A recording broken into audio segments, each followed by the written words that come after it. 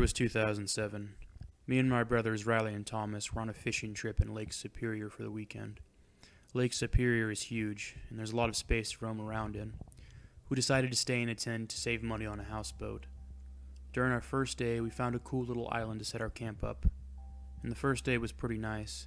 It was like we had our own little private place for a short period of time. We drank beer, caught a pretty decent amount of fish, and had a great time exploring the place.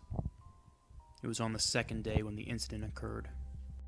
All three of us decided to kayak around the island to see if there are any good fishing spots. As I said, the island was pretty small, so it wouldn't take us a long time.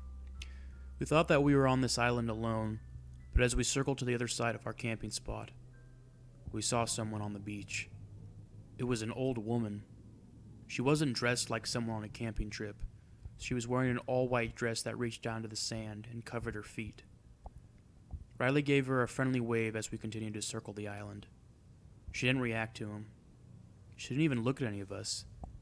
She just stared straight ahead. I swear she didn't even blink. We didn't pay her any mind. We just continued on our kayaks for another day of fishing. We went back to our campsite later that night and cooked some of our fish. Riley said that he was worried about the woman on the other side of our island. He wanted us to move campsites.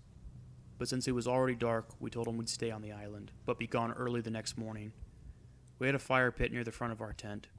We decided to keep it going so that no animals would come by and steal our fish. Sometime during the middle of the night, I awoke to the sound of some twigs snapping nearby. I looked around our tent. Since the fire was still going, our tent was slightly more transparent. You could make out some objects and shapes, but nothing too clear. That's when I saw it. There was a human figure standing outside the front of our tent. I looked around to see if Thomas or Riley had left the tent, but they were both still inside. I didn't move. I just stared at the figure.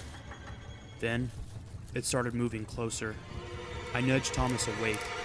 When he saw it, he looked back at me. "What do we do?" he whispered. Before I could answer, I heard someone start cackling outside. We didn't move. We just stayed completely still as the figure circled our tent. Eventually, it ran off. When the daylight came, we immediately packed our things. While we were taking down our tent, Riley noticed something on the ground. Hoof prints, like from a goat or a deer or something, but they didn't line up properly. Whatever made these tracks was walking on two legs. We packed up our stuff and kayaked the fuck out of there. Since that day, I have this constant feeling that I'm being watched. Some nights when I'm trying to sleep, I hear that god-awful cackle. And every time I hear it, it sounds like it's getting closer.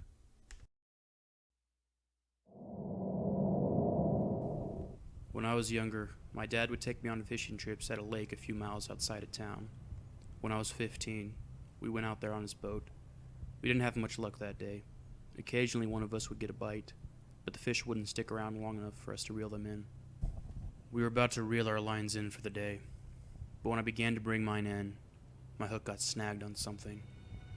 Something big. I thought I must have snagged a log or something, because I had never caught a fish as heavy as this one before. I was still able to reel my line in, but my God, it was heavy. I continued to reel. My arms started burning, but the curiosity was killing me. If I could go back, I would have just cut my line right there. That way I would have never seen what was on the end. When I finally pulled it up to the surface, I looked down and screamed. It wasn't a fish or a log. It was a man. Or at least, part of him. His body had been completely dismembered. His head, arms, and legs were all missing. It was just a torso. My dad immediately shielded my eyes and called the local authorities. They later identified him. They said he'd been missing for nearly a week. I've had nightmares about that day ever since. My dad and I never went fishing out there again. Who could do such a thing to a human being? What's even more terrifying is they haven't caught the person who did it. They're still out there. Somewhere.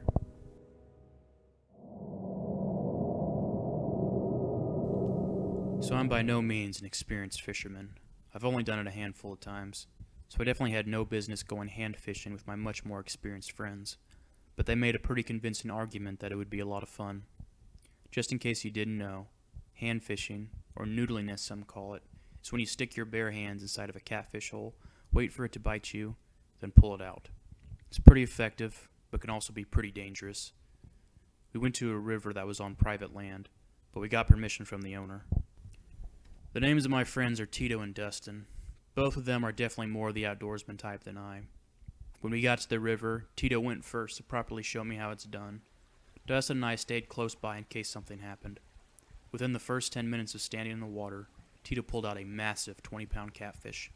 I couldn't believe it. Dustin went next, and he caught one even bigger. Must have been 25, 30 pounds. I was amazed to see how good they were doing, and I was kind of jealous too. So I hopped in, eager to show them up. They both held on to me so I wouldn't mess it up. I stuck my hand inside the hole and anxiously waited. After a few minutes, I felt a slimy little creature start nibbling on my fingertips. I gripped down and pulled it out. It was a big one, about the same size as Tito's. I remember getting a crazy rush of adrenaline with my first catch. I was ready for more. For the next few hours, we continued hand fishing, pulling out one monster in after the other. I tried finding the largest holes in the hopes I would catch the biggest fish. I ended up finding one near the side of the river shore. It was massive. I stuck my hand inside and patiently waited for my next nibble. I remember waiting longer than usual to get a fish. I was about to give up and find another hole, but then I felt a disturbance in the water. Something was coming. Then I felt it, but it didn't feel like a catfish nibbling on my fingers. It felt like a hand grabbing me. It tightened around my wrist like a vice. I could feel it digging into my forearm. It felt like claws.